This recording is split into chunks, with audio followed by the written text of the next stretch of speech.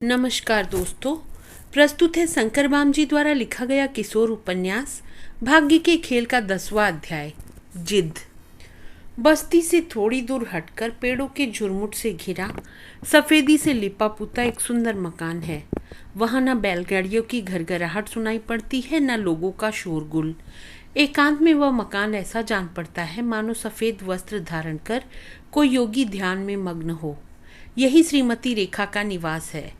उसके पति कोमल सिंह समाचार पत्रों में संवाददाता है, साथ ही बड़े अच्छे लेखक और कवि भी हैं। वे बड़ी सुंदर कहानियाँ, नाटक, कविताएं और उपन्यास भी लिखते हैं। यह सब लिखने के लिए आदमी को शांति चाहिए, और शांति ऐसे ही घर में मिल सकती है। एक सुंदर कमरा है। कमरे में गलीचा बिछा हुआ है। उस पर बीचों बीच मेज है और आमने सामने कुर्सियां हैं। यहीं पर बैठकर कोमल सिंह जी लिखते रहते हैं।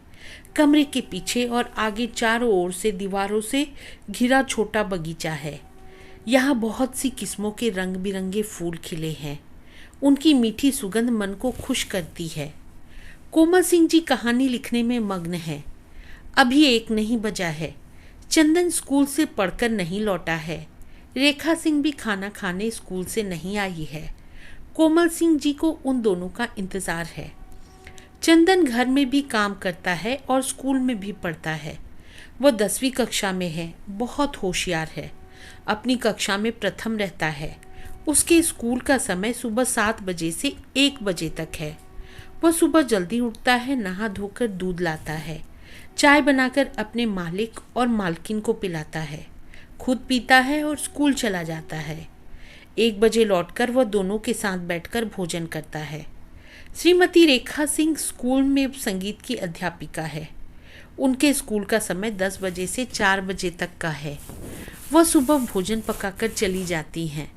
दोपहर 1 बजे आधी छुट्टी में आकर पति और चंदन के साथ खाना खाकर पुनः स्कूल चली जाती हैं। चंदन को 1 बजे आकर फिर नहीं जाना पड़ता। खाना खाकर वह घर के काम धंधे में लग जाता है। पानी भरना, घर की सफाई करना, साग सब्जी लाना, जूतों की पालिश करना, स्कूल की पढ़ाई करना और मालकिन के आने तक भोजन पकाने की पूरी तैयारी करना उसका काम रहता है। रेखा के पति भी उसके साथ वैसा ही व्यवहार करते हैं जैसे रेखा करती है। चंदन को उनके घर कोई परेशानी या तकलीफ नहीं है। वह हर तरह से खुश है। 1:30 बजे के लगभग चंदन और रेखा दोनों आए। पहले चंदन पहुंचा और उसके 10 मिनट बाद रेखा भी। फिर तीनों ने एक जगह बैठकर बातचीत करते हुए भोजन किया।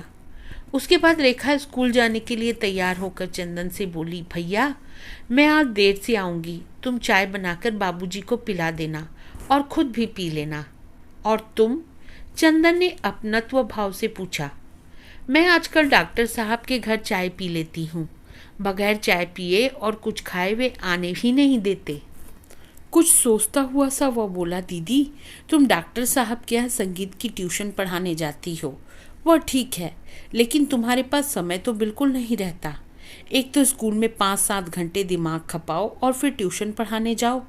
इससे तुम्हारी सेहत पर असर पड़ेगा। अच्छा हो ट्यूशन करो ही नहीं। फिर तुम्हें किस बात की कमी है? बाबूजी खूब कमाते हैं और तुम भी कमाती हो, फिर ज़्यादा बोझ उठाने की क्या ज़रूरत है? सुनकर रेखा पति की ओर देखकर हंस दी और बोली, क्यों रे चंदन, तुझे अपनी दीदी की सेहत का इतना ख्याल है तो क्या दूसरों का होगा? तुम भी खूब हो दीदी। घर के आदमी ख्याल नहीं करेंगे तो और कौन करेगा? मेरी बात मान लो तो ट्यूशन का झंझट ही छोड़ दो। देर हो रही थी। घर की ओर देख झटपट घड़ी से बाहर निकलने के इरादे से रेखा बोली, अच्छा बाबा अच्छा, सब कुछ सुन लिया। तुम्हारी बात पर विचार करूंगी। अभी मुझे जाने दो, स्कूल पहुंचने में देर हो जाएगी। कहकर वह तेजी से घर की फुलवारी लांघकर पार हो गई। आजकल चंदन के पास एक काम और आ गया था। जमींदार साहब ने अपने घर से एक गाय बेटी रेखा के घर भेज दी थी, ताकि बेटी और दामाद को खूब दूध पीने को मिले। गाय को चराने तो एक घोसी ले जाता था, लेकिन घर पर उसे दाना पानी खिलाने, नहलाकर साफ करने और दूध दूहने का काम चंदन ही को करना पड़ता था। गाय के साथ एक छोटी बच्चिया भी थी। चंदन को यह बच्चिया बहुत प्यारी लगती थी। जब भी वह काम और पढ़ाई से फुर्सत पाता तो उससे खेलने लग जाता था। केवल चंदन ही नहीं, जो भी उस बच्चिया को देख लेता बस देखता ही रह जाता था। मक्खन की तरह सफेद और मुलायम रंग था उसका। आंखें भौरों की तरह काली और कान केले के छोटे छोटे पत्तों की तरह फैले हुए सुंदर लगते थे। जब चंदन उसकी खाल को छूता तो वह 2-4 बार सिर हिला देती। चंदन को ख्याल आया, उसके गले में छोटी घंटी बांध दी जाए तो कैसा रहे। जब वह गर्दन हिलाएगी तो घंटी टुन टुन बजेगी, मीठी आवाज होगी। और कल्पना सूझते ही उसने सोच लिया कि बच्चिया के गले में घंटी का होना उतना ही उचित है जितना भोजन करने के बाद पानी का पीना। काले रेशमी फीते में पिरोकर घंटी उसकी दूधिया गर्दन में ऐसे फबेगी जैसे गोरी दुल्हन के गले में मंगलसूत्र।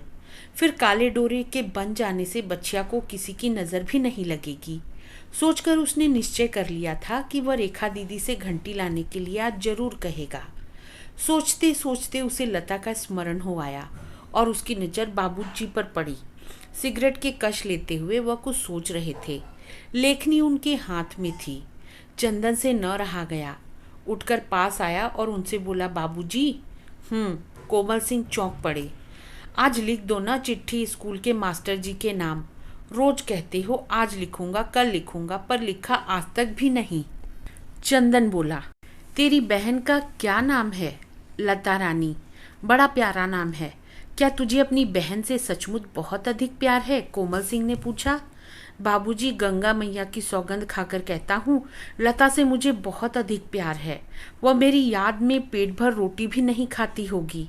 पता नहीं वह कैसी है। दादी माँ उसे ठीक से रखती भी होगी या नहीं। इसीलिए आपसे कहता हूँ कि स्कूल के नाम चिट्ठी लिखकर उसका पता मंगा दो। 2 बिछड़े अबोध बच्चों की हालत की कल्पना कर कोमल सिंह का भावुक दिल छटपटा गया।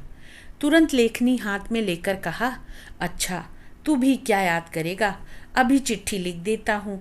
शाम को सब्जी लेने जाएगा ना, तब डाल आना लेटर बॉक्स में। अच्छा बाबूजी, चंदन ने आनंद विभोर होकर कहा, जैसे उसे लता मिल गई हो। कोमल सिंह जी ने तुरंत पत्र लिखा। उसे बंद करते हुए वह बोले, अब जवाब आ जाएगा। यह चिट्ठी गांव पहुंच गई समझो। 2-4 दिन में फिर चलेंगे लता को लेने। तो क्या लता मेरे साथ रहेगी? हाँ, क्यों नहीं, कोमल सिंह जी कह उठे।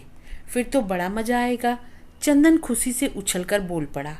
उसने घर के सारे काम जल्दी जल्दी निपटा दिए, स्कूल का काम भी कर लिया। फिर थोड़ी देर लेट गया तो नींद लग गई। उसने एक मीठा सपना देखा। रेखा दीदी और बाबूजी के साथ वह टहलने खेतों की ओर गया हुआ है। वहाँ लता अपनी किसी सहेली के साथ खड़ी गन्ना चूस रही है। वह लता को सामने देखकर खुशी से पागल होकर पुकार उठता है, पर वह लड़की उससे बात नहीं करती और भाग जाती है। इस पर चंदन भी उसके पीछे पीछे उसे पुकारता हुआ भागने लगता है। तभी रेखा कमरे में आकर उसे जगा देती है। आंखें खोलकर वह बुदबुदा उठता है, लता तुम कहाँ चली गई हो? सुनकर रेखा हंसकर उसे हिलाते हुए पूछती है, चंदन क्या है? चंदन बोला, हाँ तुम जल्दी आई हो, बोलो यही बात है ना? रेखा हंसकर बोली, हाँ मैं तो मजाक कर रही थी। आज मेरे सिर में दर्द था, इसलिए स्कूल से जल्दी चली आई। डॉक्टर साहब के यहाँ पढ़ाने भी नहीं गई। यह ठीक ही किया तुमने दीदी, कभी कभी इसी तरह आराम भी कर लिया करो। तुम बहुत मेहनत करती हो। अच्छा तुम बैठो, मैं चाय बनाकर लाता हूँ। कहकर वह अंदर गया और थोड़ी ही देर में चाय बनाकर ले आया। उसी समय बच्चिया की आवाज़ सुनाई दी, माँ।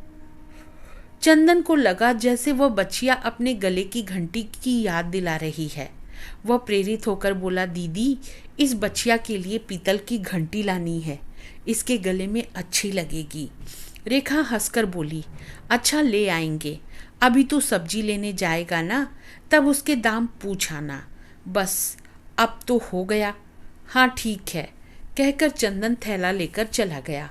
तो दोस्तों, यह था किशोर उपन्यास भाग्य के खेल का 10वां अध्याय। अब मिलती हूँ अगले अध्याय के साथ, तब तक के लिए अलविदा।